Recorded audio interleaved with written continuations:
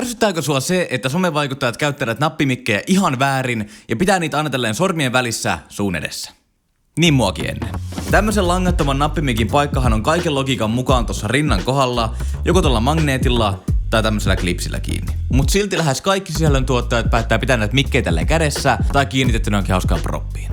Ja vaikka tää ei ole se oikea oppinen tapa käyttää nappimikkiä, tässä on omat etunsa.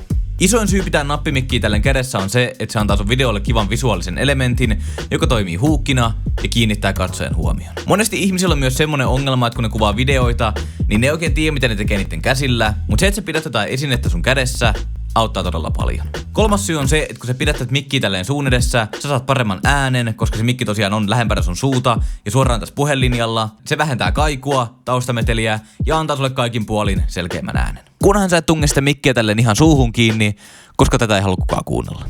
Ja viimeinen syy tähän on se, että tää on vaan kaikin puolin paljon helpompaa. Se on vaan paljon nopeampaa kuvata joku spontaani video silleen, että sä otat tämän mikin käteen ja alat puhumaan, kun se, että sä alkaisit joka kerta kiinnittää sitä sun vaatteisiin.